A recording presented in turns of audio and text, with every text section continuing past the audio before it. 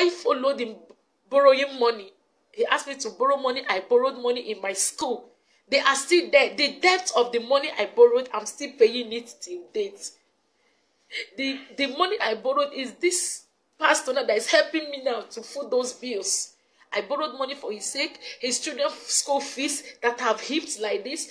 I'm paying it one by one. I've not finished paying the debt till now. Go to Holy Child School, Rumukusha, and ask. They are all aware of the story. It didn't end there. Now, after everything, we come to that place. We come to the house where we are living right now. Now the thing is, feeding is a problem in the house. Ask Bright if he has given me upkeep since 11 years I've married him. Even if it is 5,000 naira upkeep, go and ask him. Go and ask Bright if he has done anything. But I don't complain. It's normal. He may not have it. I keep living my life the way I'm living it. I keep surviving the way I'm surviving it. It didn't stop there. This same Bright, after 1 year, I returned back to him. Where he took me to the church, he has met one church he wants to be attending. I should live with him and all that. I left with him. Now, the issue now is, at the end of it all, I came back. We started living outside the family. Brian started from where he stopped. He started the worst. The worst is that I shouldn't go to work. I should be a housewife. During the pandemic, I shouldn't go anywhere. He called people. He said his men are chasing me and chasing men. He saw anybody around me, he will nail them. He has done so many things. He chased people that call me mother away from me, the youths, the teenagers. He said they're all sleeping with me. That was it. So he told me that the only way for him to give me a total support into my music, because I have gone to the studio to do a skeletal work of my music, he said not in his house. Not in his house. Now, the issue now is that he said I have affairs outside, that there are many men that are chasing me and all that, that I must take an oath for him. I must take an oath for him. He said I should take an oath. That's the only way you allow me to have peace in his house. I now begged him, if I take an oath, the record of the oath is with me. I recorded it. I have record of it the day I took the oath. I said, if I take an oath for you, will that make me to be a free woman? I can go. He said, I can go to the moon. He will be sleeping. I should take an oath that there is no man that is going to sleep with me, blah, blah. I said, is it for both of us? He said, no, just him alone. I took that oath for Bryce, just to prove to him that I am innocent. I took oath against my faith. I took oath against my faith, just to prove to him that I don't have any skeleton in my cupboard. And I asked him, do you have peace? And I say, I have peace. But that is the worst. He started doing the worst. I'll go to borrow food outside. I'll go and, no, just negligence. Sometimes they will go carry the children and buy them food for them to eat. Me, I will stay hungry. A neighbor will just give me food to eat. I will just be surviving it. I said, enough is enough. I'm not going to die. He looked at me one morning. He said, there is no marriage between us. That I'm just in his house wasting his time. That I'm a smelling thing. He chased me out of our room. That I'm a smelling thing. That smelling thing, he called smelling thing. He thrown in the garbage. He threw me in the garbage thinking I'm going to die. He says he's make my life miserable. That when last I hear about his name, I will run away. That's what he told me. And I told him I'm not going to die. That he's going to make my life miserable and all that. Now, the last straw that breaks the camel's back is that I refuse taking all these things.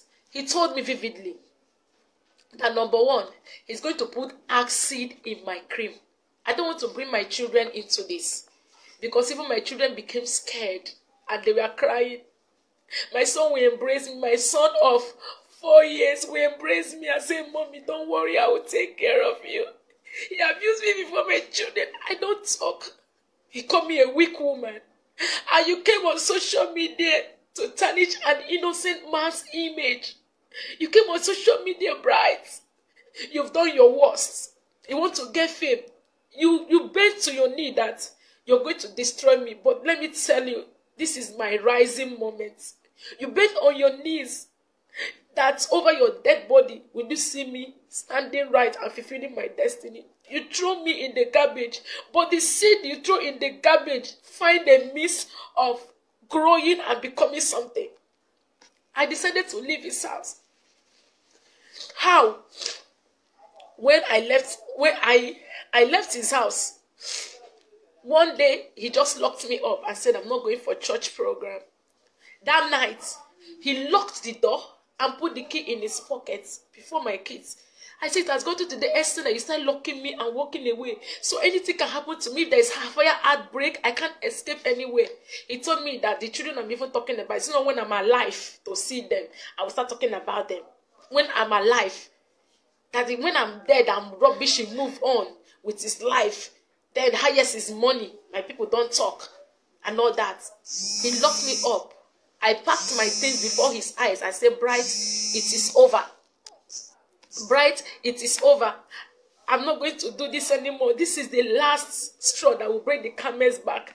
I can't die in your house. I can't die because I want to prove myself. I want to prove myself that I'm a good woman. Before his eyes, I packed my bags. I kept them or what. He told me to leave. That I should leave self is done with me. That it's just his children I'm taking care of. I packed my bag and I kept it. The next month, that night, I escaped by my children. My daughter went and looked for spare key. And my son, they hid the key and come and give me and say, Mommy, run away. Mommy, escape. That was how I left the house that night. That was how I escaped out of that trap. In the morning, we pack our things. I packed the things, called a taxi, packed the things to my mother's house. That was on the 28th of November last year. Pastor Moses Adeeyo was not in the picture. I have nothing with him then. I went to my mother's house. Bright knew that I'm in my mother's house. Even that day as I was going, he saw me. Let's talk. Okay, can we see? I told him, I'm not. If you want us to talk, come to my mother's house. As he came to my mother's house, he saw me. I said, this is where we are. And this I want to be. I'm done. I picked up a Bible to renounce the oaths I took. He ran away. Immediately he saw me pick up a Bible. He left the house because he knew I want to renounce the oaths. I lured him one day in a restaurant. I have a record of it. The oath I renounced. I lured him, told my sister to follow me. I didn't tell my sister what I was going to do. Before I quickly bring up a Bible, I renounced the oath. I said, your oath is no longer binding me. I am a free woman. I can live my life. It's not working. Let's not kill ourselves. Go your way. Let me go my way. He said over his dead body. It was not enough. It was not enough. I left. I left to Lagos on the second week of December. The first week of December, that's when I left Lagos. I was struggling. I will have to squat with a friend. Because if I'm in Port Harcourt, Bright will ping me. Bright will trace me and will block my ways. That is his nature. He will always stop me on the road. I will cry, I'll be begging for rescue. I have to leave Port Harcourt so that I can have my peace. I went to Lagos. I started my life afresh. I started squatting and squatting. I got a mini job in Lagos. Nobody knew my story. I covered up. I started my life afresh. I started earning small money to be able to take care of myself. It didn't end there. That was how it happened. It was calling. I said it's over. Now, to make it official, I came from Lagos to Port Harcourt in April.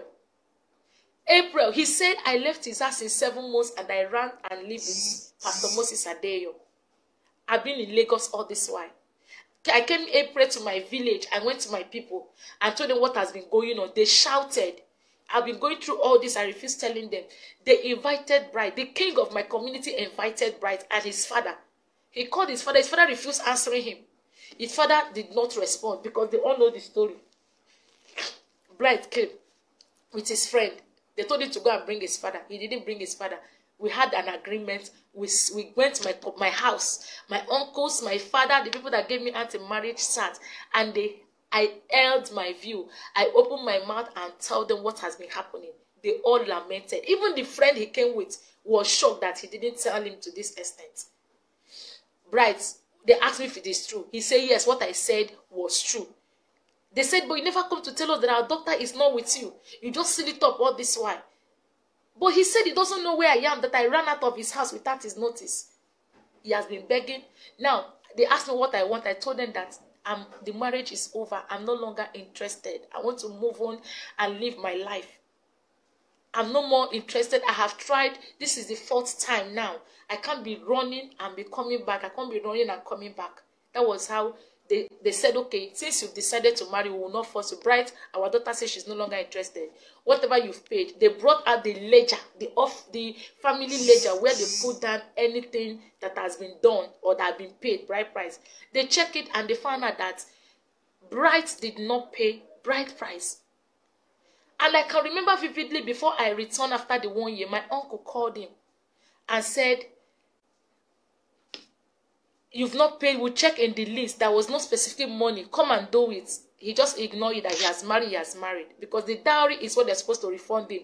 Not like the money they bought for drink and all that. They said, we don't have anything. We wanted to refund you the dowry. Look at it. There is no dowry, specific amount, whether it's 1 naira or what. That was it. Before you know it, they told him, we would have collected the children self, but because we love you, okay, go and take care of the children. Let our daughter live. And make sure you don't come after her. He pleaded that they should give him more time to plead. They said, okay, we'll give you 2 weeks. If you're able to talk to her after 2 weeks, she accepted, then you will come back. But if she didn't accept after 2 weeks, leave her alone. If you come after her, we'll come after you. I went back to Lagos. I went back to Lagos after the meeting. I wasn't with Pastor Moses Adeeyo. Pastor Moses Adeeyo is living in the church premises in World Bank Assembly. There are people there. I'm living in Lagos. I wasn't living with him. I went back to Lagos to continue my life. He do call me until I blocked him. I told him, don't disturb me again. There is nothing between us. I have moved on. I will, if I want to live my life, I want to get married, whatever. He said, over his dead body would I get married. Over his dead body would I go to another man. Over his dead body. That is him for life and death, whatever. I told him, I have nothing to do with you. You don't own my life. I have my life to live. Before I came back 2 weeks ago. Even the day as I came back on Friday, he saw me on Sunday of it when he came to see the children in my mother's house. He saw me. He saw me. I wasn't in Pastor Moses' house. He said he doesn't know where I am. He saw me. And why did I said, I have nothing to do with you. If you want to take care of the children, these are our children. Take care of them. He saw me. It's my life. He dumped me in a dustbin. And all that, trying to bury me. Another man picked me up and tried to give me a new life. And he just stand up to tarnish my image. He stood up to render another man, to render an innocent man's name useless. Just because he chose to identify with me. He promised me that there is no man that wants to stand for me, that he will make them miserable. And that is what he's trying to do. But my God has frustrated his counsel. I am alive today. And I'm happy. I don't want to ruin my happiness. But I pray that God will forgive you. I pray you find forgiveness before God, bright. I pray that God will forgive you for tarnishing a man of God's image. You choose to tarnish his image because I choose to live.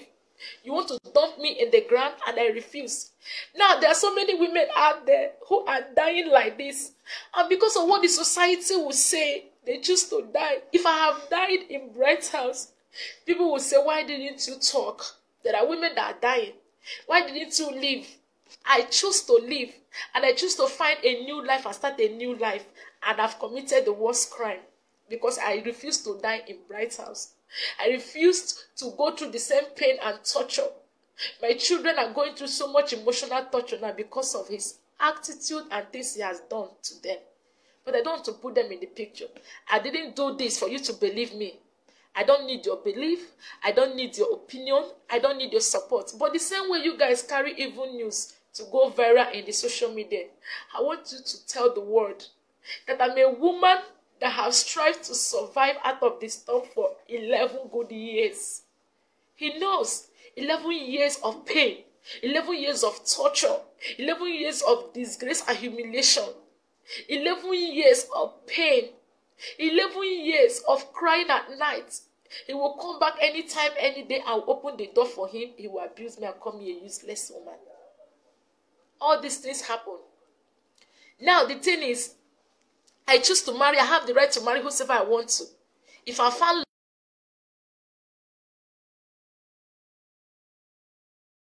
love with anybody, it is my life, nobody's life. People should leave Pastor Moses Adeeyo out of this. He's innocent. I'm begging you. Leave the man of God out of this. Let Bright face me. People should tell Bright to come and face me. Let him come and face me. Let's talk. I have some records of his threats. Let him come out and face me. I didn't want to talk, but he has pushed me to the wall. He's trying to make me to go viral as a bad woman. And lastly, before I go, everybody is sympathizing with him. He's a free man right now. As many young ladies who are desiring husbands, Bright is free. I challenge you to go and marry Bright. So many of you that have daughters and sisters, go to his page, go and marry Bright. If you're able to live with him for 3 months, then you come back to me and shook my hand. Go and marry Bright. He has his friends who knows this story. His club members know his story very well. Go and ask him what happened. Go and ask him what happened. Go and ask people that knows me. They all know. Go to Lumokrushi. There's nothing more. Go and ask about this story. I rest my case. If you're interested, you want to marry him, go ahead and marry Bright. He is there. I choose to live for life. I choose to be alive for my children. I choose to live to fulfill my destiny. I choose to be a strong woman. I don't want to talk about this. I have so many things to talk about, but I'm coming. I'm going to tell the world my story because my story is large. God gave me life and rescued me from the hand of a lion that wants to devour me for 11 years. I run. And you guys feel I should remain there and die. And if I have died, the same word will say, why didn't she run for her life? And I choose to run out of my life, and you guys want to. Now take this video. Let him see it. Let the world see it. And let so many women that are into this pain see it. You have to be strong and come out of it. It doesn't matter what the world will tell you. It doesn't matter how they will nail you and rub you nail. You can still be a better person. The Lord can still give you a second chance. The Lord can still give you a way of survival. I'm begging in the name of God. For now, let me rest my case. I'll come back soon. Thank you very much for your time. Thank you, but please share this video. Vindicate this man. Is innocent. I'm begging you. He's very innocent. He just wants to tarnish his image. Please vindicate him. God bless you.